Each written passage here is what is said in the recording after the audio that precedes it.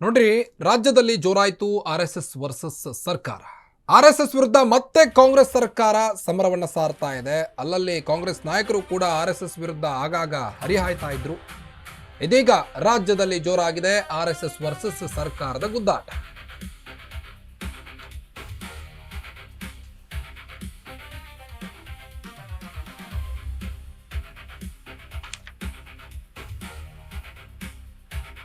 ರಾಜ್ಯದಲ್ಲಿ ಜೋರಾಯಿತು RSS versus ಸರ್ಕಾರದ ಗುದ್ದಾಟ. RSS ವಿರುದ್ಧ ಮತ್ತೆ ಕಾಂಗ್ರೆಸ್ ಸರ್ಕಾರ ಸಮರವನ್ನ ಸಾರ್ತಾ ಇದೆ. ಪರೋಕ್ಷವಾಗಿ ಆರ್ಎಸ್ಎಸ್ ಕಂಟ್ರೋಲ್ ಮಾಡಲಿಕ್ಕೆ ಮುಂದಾಗಿದೆ ಸರ್ಕಾರ. ಹೊಸ ಮಸೂದೆ ಬಗ್ಗೆ ಸಚಿವ ಸಂಪುಟ ಸಭೆಯಲ್ಲಿ ಚರ್ಚೆ ಆಗ್ತಾ ಇದೆ. ಸಚಿವ ಸಂಪುಟ ಸಭೆಯಲ್ಲಿ ಮಹತ್ವದ ವಿಧೇಯಕ ಚರ್ಚೆ ಆಗ್ತಾ ಇದೆ.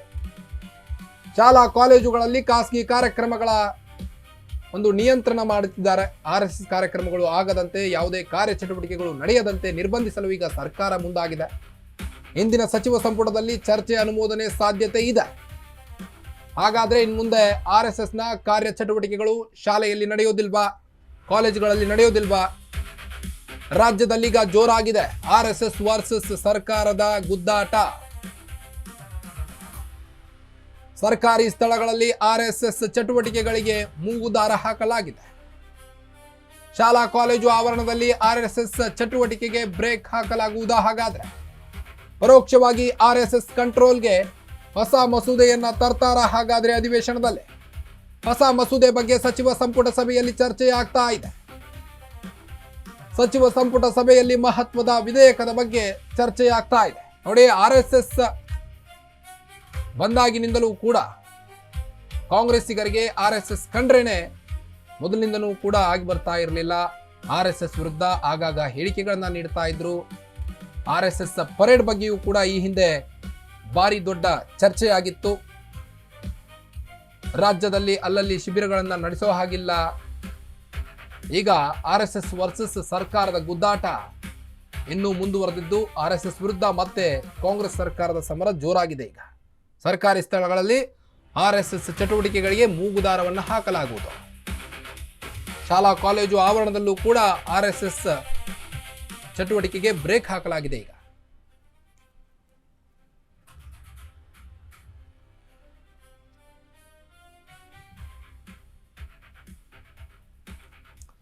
ಬನ್ನಿ, ಬಗ್ಗೆನಷ್ಟು ಹೆಚ್ಚಿನ ಅಪ್ಡೇಟ್ಸ್ ಕೊಡ್ತಾ ಹೋಗ್ತಾರೆ ನಮ್ಮ ಪ್ರತಿನಿಧಿ ದೀಪಾ. ದೀಪಾ, ಈಗ ರಾಜ್ಯದಲ್ಲಿ ಮತ್ತೆ ಜೋರಾಗಿದೆ ಈಗ ಆರ್ಎಸ್ಎಸ್ ವರ್ಸಸ್ ಸರ್ಕಾರದ ಒಂದು ಗುದ್ದಾಟ. ಈ ಹಿಂದಿನಿಂದಲೂ ಕೂಡ ರಾಜ್ಯ ಕಾಂಗ್ರೆಸ್ ನಾಯಕರು ಆರ್ಎಸ್ಎಸ್ ವಿರುದ್ಧ ಪದೇ ಪದೇ ಹರಿಹಾಯ್ತಾ ಇದ್ರು. ಇದೀಗ ಹಾಗಾದ್ರೆ ಶಾಲಾ ಆವರಣದಲ್ಲಿ ಯಾವುದೇ ಕಾರ್ಯಚಟುವಟಿಕೆಯನ್ನ ಮಾಡೋದಿಲ್ವಾ? ಈ ಒಂದು ವಿಧೇಯಕ ಈಗ ಚರ್ಚೆ ಆಗ್ತಿದೆಯಾ ಸದನದಲ್ಲಿ? ಡೀಟೇಲ್ಸ್ ಕೊಡ್ತಾ ಹೋಗೋದಾದ್ರೆ.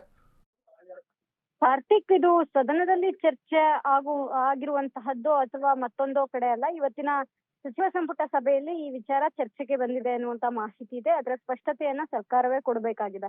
ಪ್ರಮುಖವಾಗಿ ಸ್ಪೆಷಲಿ ಸರ್ಕಾರಿ ಶಾಲಾ ಕಾಲೇಜುಗಳಲ್ಲಿ ಈ ರೀತಿಯಾದಂತಹ ಸಂಘ ಸಂಸ್ಥೆಗಳು ಒಂದಿಷ್ಟು ಕಾರ್ಯಕ್ರಮಗಳನ್ನ ಮಾಡುವಂತಹದ್ದಾಗ್ಲಿ ಅಥವಾ ಆ ರೀತಿಯಾದಂತಹ ಕಾರ್ಯಕ್ರಮಗಳನ್ನ ಏರ್ಪಡಿಸುವಂತದ್ದಾಗ್ಲಿ ಮಾಡಬಾರ್ದು ಅನ್ನುವಂತಹ ನಿಟ್ಟಿನಲ್ಲಿ ಹಿಂದೆ ಪ್ರಿಯಾಂಕ್ ಖರ್ಗೆ ಐಟಿ-ಬಿಟಿ ಮಿನಿಸ್ಟರ್ ಆಗಿದ್ದಂತಹ ಸಂದರ್ಭದಲ್ಲಿ, ಅಂದ್ರೆ ಸಿದ್ದರಾಮಯ್ಯ ಅವರ ಸರ್ಕಾರ ಇದ್ದಂತಹ ಸಂದರ್ಭದಲ್ಲಿ ಏನ್ ಸಚಿವರಾಗಿದ್ರು ಆಗ ಒಂದು ಪತ್ರವನ್ನ ಬರೆದಿದ್ರು. ಆ ಪತ್ರದ ಮುಂದುವರೆದ ಭಾಗವೇ ಈಗ ಸಂಪುಟ ಸಭೆಯಲ್ಲಿ ಚರ್ಚೆ ಆಗ್ತಾ ಇರುವಂತಹ ವಿಚಾರ ಅನ್ನುವಂಥದ್ದು. ಅಂದ್ರೆ ಪ್ರಮುಖವಾಗಿ ಇದಕ್ಕೊಂದು ಮಸೂದೆಯನ್ನ ತರಬೇಕು.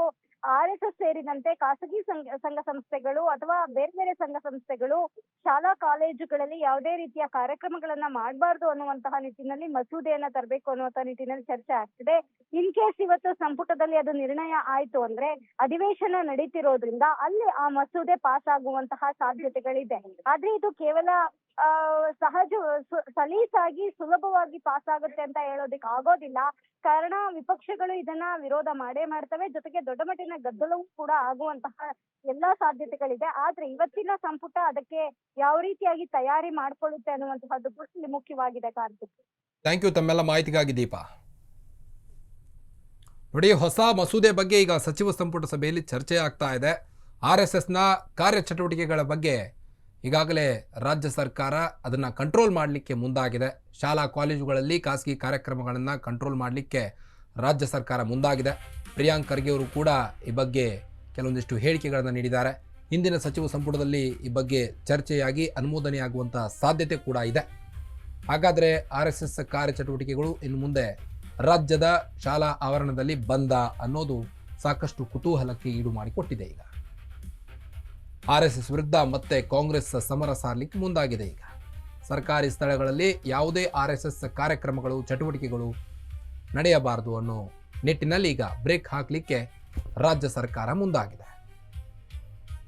ಪರೋಕ್ಷವಾಗಿ RSS ಕಂಟ್ರೋಲ್ಗೆ ಹೊಸ ಮಸೂದೆ ಮಂಡಿಸಲಿಕ್ಕೆ ಈಗ ರಾಜ್ಯ ಸರ್ಕಾರ ಮುಂದಾಗಿದೆ.